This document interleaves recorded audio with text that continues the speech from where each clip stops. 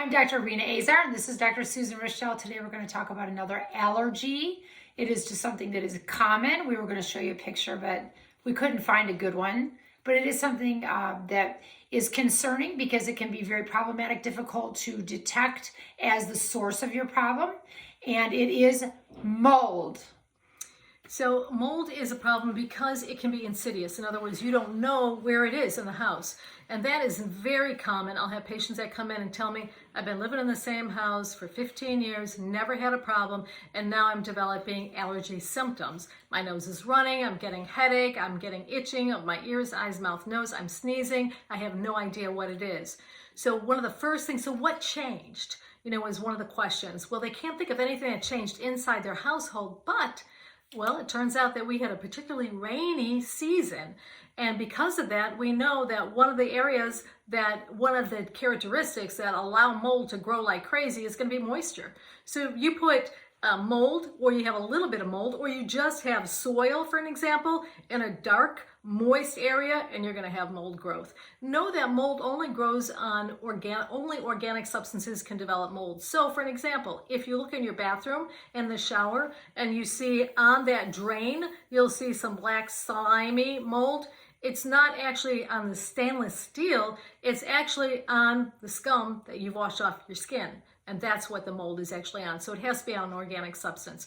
So you will find, if you're in the house looking for mold, you're going to find it underneath your wallpaper, for an example, your sheetrock, if you have plaster, any of those areas. Bathrooms are going to be particularly susceptible to this, as well as kitchen areas where your water heaters are. If you have a crawl space, or if you have an attic. And it turns out in Chattanooga, we had a tornado almost a year ago now, the most recent one anyways, and lots of people's homes just got blasted with a ton of rainfall because, of course, it rained for about 2 days straight, it seemed, right after the tornado. And so they had the home remediated. In fact, I just recently saw a lady come into the office, and she said that she has developed symptoms and she really can't figure out what happened. And then I went back and I said, okay, tell me about the house. Tell me about, is there any evidence of mold anywhere in your house? And she said, well, our house was hit in the tornado and we got a new roof. And we noticed that there was some water stains on the ceiling, but we opted not to have that treated. We just had them remediate it by getting some bleach and removing it and then painting over it. I said, I'm not sure that was the best approach, because now here she is 3 to 6 months later and developing symptoms, recurrent symptoms, by the way. So it's very likely that it was mold. And mold can be pink, white, black, green. So mold can be all types of colors. Again, it usually will grow in very, very moist, dark areas. And soil is a very common place for mold. So I'll see gardeners that will have allergies when they're out gardening, and they'll tell me that their symptoms are worse, and they may think that it's pollen allergy because they're outside. And even if if the pollen count is elevated at that time, we will test them. And if the pollen is completely negative, you want to be thinking about mold, but we test for mold at the same time, and frequently mold will show up. And so what things can they do about that? Well, some people are these master gardeners, and they love to garden, and I want them to be able to do things that bring them joy and de-stress, and so we need to work around that. So one of the things that we will do, because those spores that come from mold do become aerosolized, so again, we can mask, and we were joking about that earlier, how people, if they wear masks, what might that lessen their sensitivity or lessen the effect that they get from inhaled allergens, and it certainly is possible. So that is one of the strategies that we tell them to do. And then as soon as they go in the house, shed their clothes, wash their clothes, take a shower, make sure their hair is washed, because we want to remove any of those spores from their body.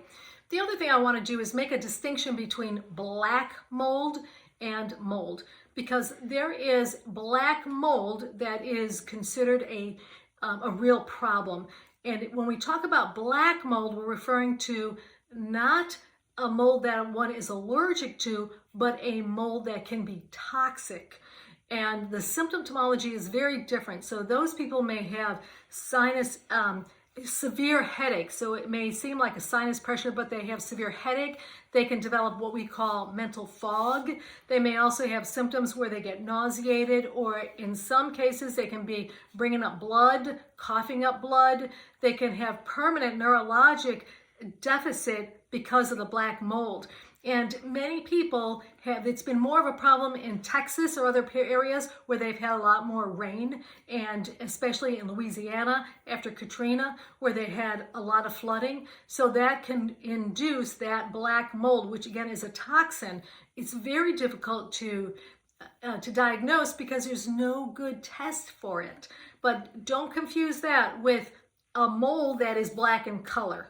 So there is this black mold that that is called Stachybotrys charum, and that is the toxic mold, which is not the same as mold that you see that may be black in color. So there can be mold that's an allergen and mold that's toxic.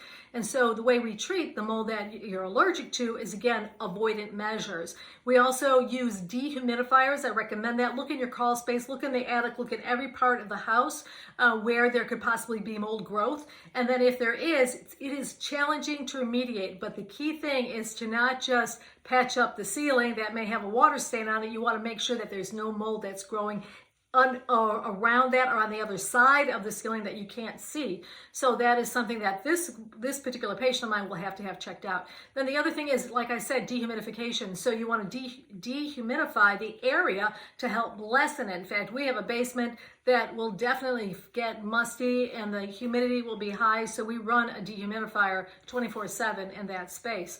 So those are things that you can do. Now, to treat the symptoms is going to be medications, but then there also are allergy shots and allergy drops that are designed to treat them. But the best thing is to try and prevent the growth of mold as much as possible. So you want to get a home that has the water vapor around it, make sure that the construction is nice and tight, and if there's any area where you see any water that can possibly come in, check your water heater, check any other areas where there could be an excess of water, because that can be a real problem. So avoidance measures, go see your allergist. If you've got questions about toxic mold, you can talk to your allergist about that.